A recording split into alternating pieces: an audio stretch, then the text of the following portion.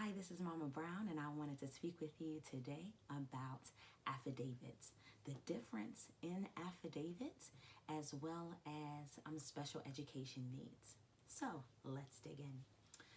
With affidavits, you're seeing different types of affidavits because they are coming from different places. Legally, in the state of Pennsylvania, there's a lot of things that aren't needed on affidavits that some affidavits ask for. If your affidavit is more than one page, then there's things on there that they're asking for that are not required. Yes, your children's name and the age of your children are required. Their date of birth and their grade is not required.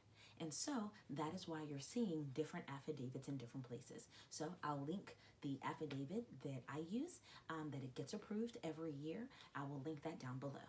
The other thing that I received a question about is special education needs. Hey, I have a child that has an IEP or has some kind of special education needs, and people are telling me that I'm not able to homeschool them unless I get a counselor or a psychologist or someone else to sign off on those services. It's a great question, and let me let you know how it works.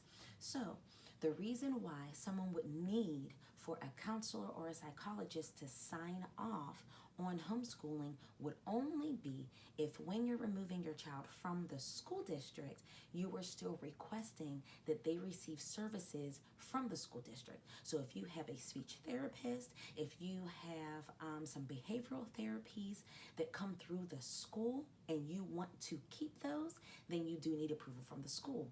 Here's the beauty though.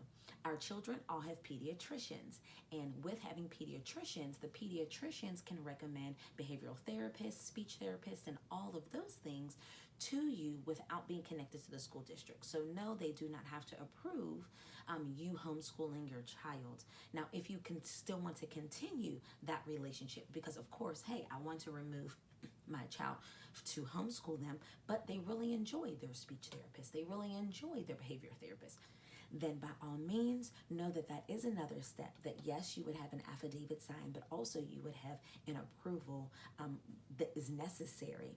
So I wanted to make sure to provide a distinction between affidavits as well as a distinction between is there any additional requirements. Here's the really cool thing about IEPs. These individual education plans a lot of times request for students to be in a smaller, more focused group, able to receive a little more breaks because they may need more breaks, some time away, some independent time, or another way of sort of learning something. Here's the really cool thing about being at home.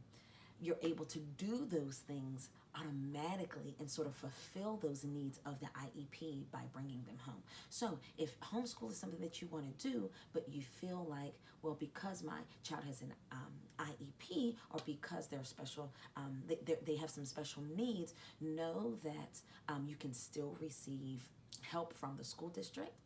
Also, that you can always go through your pediatrician and request services through your pediatrician as well, so that your child gets everything that they need. So I hope that was helpful. Have a wonderful day.